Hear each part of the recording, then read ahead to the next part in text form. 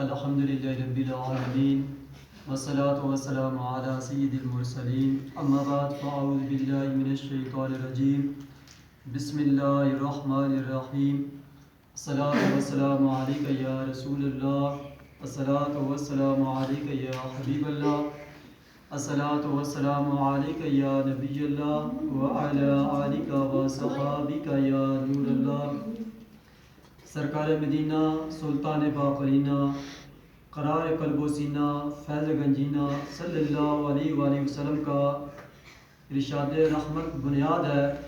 جس نے قرآن پاک پڑھا، اللہ تعالیٰ کی حمد کی اور نبی کریم صلی اللہ علیہ وآلہ وسلم پر درود ہی پڑھا، اس نے اپنے رب تعالیٰ سے مغفرت طلب کی تو اس نے بھلائی کو اپنی جگہ سے تلاش کر لیا.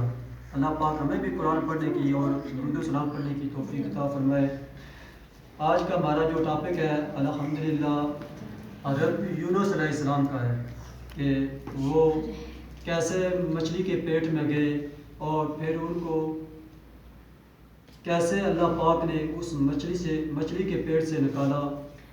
حضرت یونس علیہ السلام یروشلم شہر میں پیدا ہوئے. وہ بہت نیک انسان تھے اور ہر وقت لوگوں کی بہتری کے لیے فکر مند رہتے تھے. اس لیے اللہ تعالیٰ نے حضرت یونس علیہ السلام کو اپنا نبی چنا. انہیں نینوا کے شہر سرکش لوگوں کی ہدایت کے لیے وہاں جانے کا حکم دیا. نینوا شہر کا پہنچ کر حضرت یونس اللہ کا پیغام لوگوں تک پہنچاتے رہے.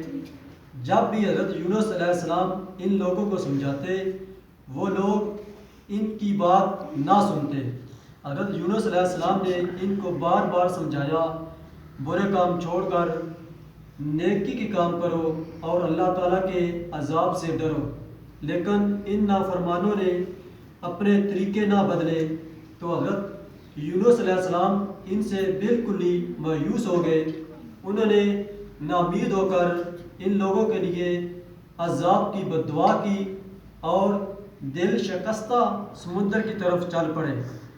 وہاں ایک کشتی سفر کے لیے تیار کھڑی تھی. آپ کشتی میں سوار ہو گئے. کشتی روانہ ہوئی تو شدید طوفان آ گیا اور کشتی ڈولنے لگی. کشتی والے نے کہا کہ ضرور کوئی مسافر اپنے مالک سے بھاگ کر آیا ہے.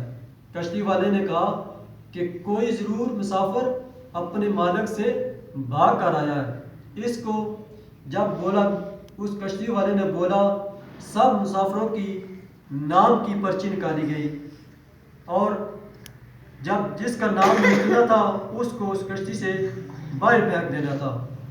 تو جب انہوں نے 2-3 دفعہ اعلان کیا تو حضرت یونس علیہ السلام کے دل میں یہ خیال آیا کہ میں بھی تو اپنے مالک سے بھاگا ہوا ہوں، کیونکہ میرے رب نے مجھے حکم دیا تھا کہ اس شہر میں جا کر لوگوں کو نیکی کا حکم دو. تو میں نے بھی اللہ کی نافرمانی کی ہے تو میں بھی اللہ سے بھاگا ہوا ہوں، اپنے مالک سے بھاگا ہوا ہوں. تو آپ نے سمندر میں چھال لگا دی. جب آپ نے سمندر میں چھال لگائی تو اللہ کا ایسا کوئی کرم ہوا کہ آپ مچھلی کے پیٹ میں چلے گئے. جب یہ سوچ کر حضرت یونس علیہ السلام سمندر میں چھلانگ لگا دی، اسی وقت ایک بڑی مچھلی حضرت یونس علیہ السلام کو نگل گئی. حضرت یونس علیہ السلام مچھلی کے پیٹ میں زندہ رہے اور اللہ سے معافی مانگتے رہے.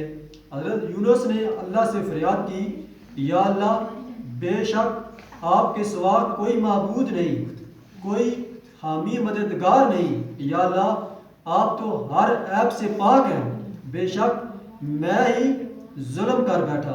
اللہ تعالیٰ نے حضرت یونس علیہ السلام کی دعا قبول کر لی اور اللہ کے حکم سے مچھلی نے حضرت یونس علیہ السلام کو ساحل کے قریب اگل دیا، یعنی باہر نکال دیا. ایک ویران ساحل تھا. حضرت یونس علیہ السلام نہایت کمزور اور لاغر ہو چکے تھے. اللہ تعالیٰ کے حکم سے ایک پھلدار پیڑ سے ان کو غذا اور سایہ مل گیا.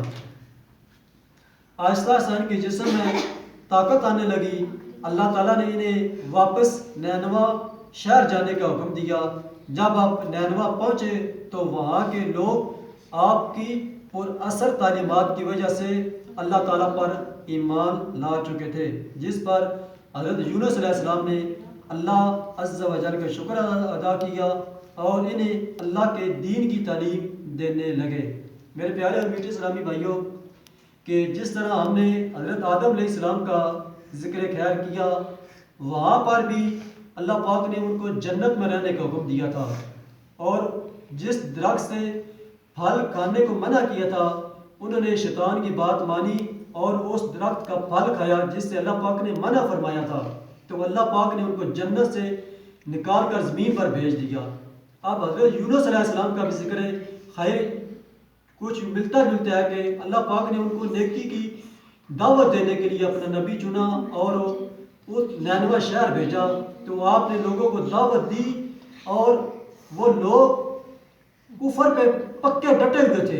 انہوں نے حضرت یونس علیہ السلام کی بات نہ مانی، جو اللہ پاک کا پیغام حضرت یونس علیہ السلام ان کو پہنچا رہے تھے، ان کو سنا رہے تھے، انہوں نے ان کے حکم کو نہ مانا، انہوں نے اپنے کفر پہ ڈٹے رہے، اور وہ حضرت یونس علیہ السلام آخر تنگ آ گئے، دل شکستہ ہو گئے، یعنی کہ ہمت ہار بیٹھے کہ یہ تو بات مانتے نہیں ہیں۔ انہوں نے اللہ کا حکم جو اللہ نے حکم دیا تھا کہ اس شہر میں جا کر لوگوں کو نیکی کی دعوت دو، اور پھر وہ خود ہی اس شہر سے نکل گئے، اور پھر وہ مچھلی کے پیٹ میں گئے، مچھلی کے پیٹ میں انہوں نے دعا کی تو اللہ پاک نے دعا قبول کی، تو وہ پھر سمندر مچھلی کے پیٹ سے باہر آئے، تو پھر انہوں نے نیکی دعوت دی اور لوگ ایمان لے آئے۔ اب ہمیں یہاں سے سبق کیا ملتا ہے کہ انہوں نے نیکی کی دعوت دی، اب ہم بھی نیکی کی دعوت دیتے ہیں، الحمدللہ مسلمان ہیں۔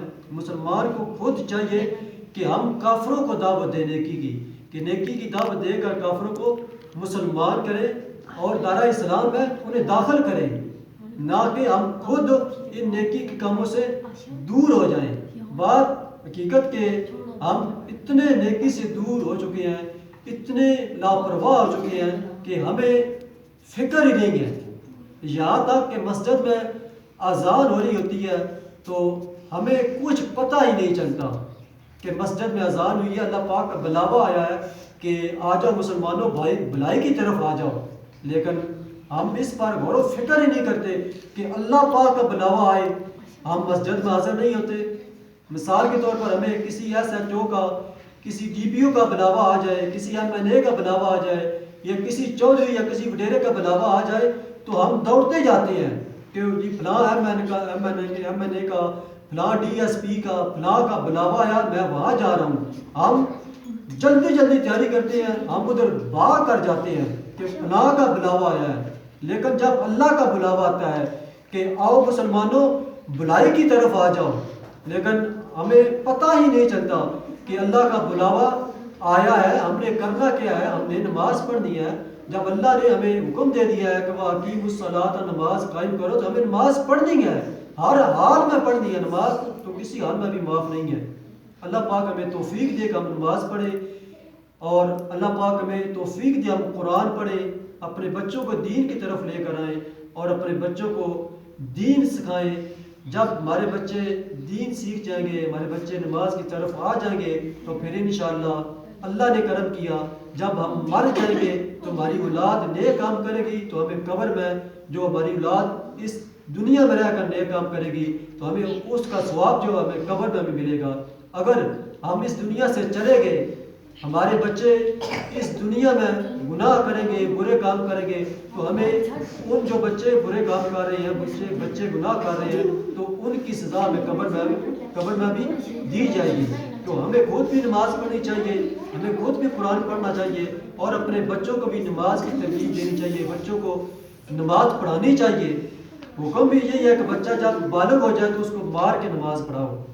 تو ہم اپنے بچوں کو بڑے لاڈ اور پیار سے مثلا نماز کی طرف جو ہمیں حکم دیا گیا، ہمارے پیارے آقا علیہ السلام نے جس طرح ہمیں حکم دیا کہ اپنی اولاد کو 3 باتیں سکھاؤ، میری محبت سکھاؤ، قرآن کی محبت سکھاؤ، اہل بیت کی محبت سکھاؤ۔ تو قرآن میں محبت، قرآن سے محبت کیا ہے؟ نماز ہی ہے، قرآن پڑھنا ہے۔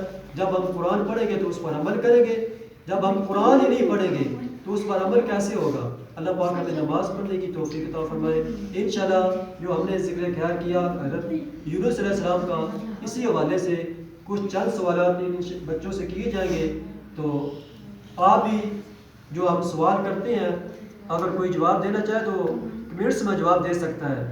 تو انشاءاللہ بھی سوالات کا سلسلہ شروع کرتے ہیں ان بچیوں سے. اللہ تعالیٰ نے حضرت یونس علیہ السلام کو اپنا رسول کیوں چنا؟ جی آپ بتا دیں. کیونکہ وہ ہر وقت لوگوں کے لیے فکر مند رہتے تھے. فکر مند رہتے تھے، ماشاءاللہ فکر مند رہتے تھے. آپ وہ حضرت یونس علیہ السلام لوگوں کے لیے فکر مند رہتے تھے.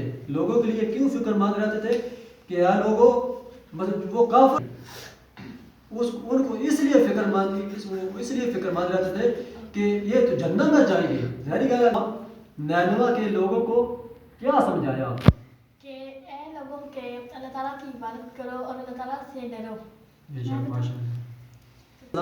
نا امید ہو کر کیا کیا؟ انہوں نے دعا کی کہ بدعا لوگوں کے عذاب کے لیے بدعا کی تھی اور ایک سمندر کی طرف چل. کشتی ڈولنے لگی تو کشتی والے نے کیا کہا؟ کشتی وہاں کے کوئی تو مسافر اپنے ملک اپنے مالک کو چھوڑ کر آیا ہے. یعنی کہ آپ دیکھیں نا کہ وہ جی آپ بتائیں.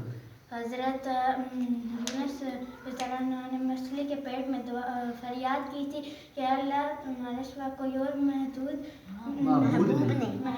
نہیں اور یا اللہ پاک تم ہر ایپ سے پاک ہے اور تمہارے ایپ سے پاک ہے. میں ہی ظلم کر بیٹھا. میں اپنے آپ پر ظلم کر بیٹھا تھا.